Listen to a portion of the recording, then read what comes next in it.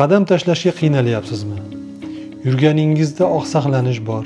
Harakatlanishingiz avvalgidek emasmi? Demak, bu video siz uchun. Qachon inson oqsashni boshlaydi? Qachon uning yurishlari o'zgarib qoladi? Qachonki uni oyog'idagi nervlar shikastlanganda. Oyoqdagi nerv turli sabablarga ko'ra shikastlanishi mumkin. Birinchisi ochiq jarohatlar natijasida nervlar uzilishi sabab bo'lishi mumkin. Ikkinchisi og'ir jism bilan yetkazilgan travmalar yoki zarblar. Misol tariqasida tepalikdan yiqilish, avtoavariyalar va shunga o'xshash jarohatlar nazarda tutilishi mumkin. Ochiq jarohatlar deganimizda oyoqdagi kesilgan jarohatlar, yirtilgan jarohatlar kiradi.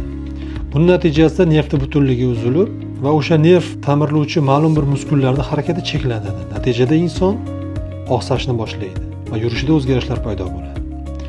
Yopiq jarohatda esa teri butunligi buzilmaydi, lekin nerv to'qimasida qon quyilishlar, lat yeyishlar, keyinchalik u yerda chang'ilanish hisobiga nervni o'tkazuvchanlik buzilishi mumkin. Va oqibatda inson yurganda oqsashlar, qadamni noto'g'ri bosishlar vujudga keladi. Bunday holatlarda vaqt o'tishi bilan nerv o'zi tiklanishi mumkinmi? Aslo yo'q. Agar nerv uzilgan bo'lsa, uni erta davrda ulash kerak bo'ladi. Chunki u o'zidan o'zi ulanib qolmaydi. Agar zarb natijasida u chandiqlangan bo'lsa, uni chandiqdan xalos qilish kerak. Chunki chandiq ham o'zidan o'zi tarqalib ketmaydi. Agar uzilgan nerv o'z vaqtida ulanmasa yoki u chandiqdan xalos bo'lmasa, inson bir umrga nogiron bo'lib qolishi mumkin. Chunki uzilgan nerv vaqt o'tgan sari qurib boraveradi. Va uni qancha erta davrda ulasa, shuncha uni tiklanish ehtimoli yuqori bo'ladi. Qancha kech murojaat qilinsa, shuncha uni yaxshi bo'lish ehtimoli pastroq bo'ladi.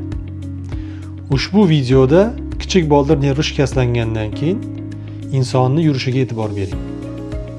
Ushbu nerv shikastlanganda ko'rishingiz mumkinki, inson oyoq panjasini tepaga buka olmaydi va yurganda go'yoki xo'roz singari qadam tashlaydi. Bunday holatda agar bemor o'z vaqtida murojaat qilmasa, oyog'i avvaliga oziydi, keyinchalik u qurishni boshlaydi. Men doktor Ulug'bek, ko'p yillik tajribaga ega qo'l va oyoq mikrokirurgiman va uzoq yillardan beri nerv shikastlangan bemorlarga samarali yordam berib kelmoqdaman. Agar sizda yoki sizning yaqiningizda ham shunday muammolar bo'lsa, menga murojaat qiling va bunga samarali yechim toping.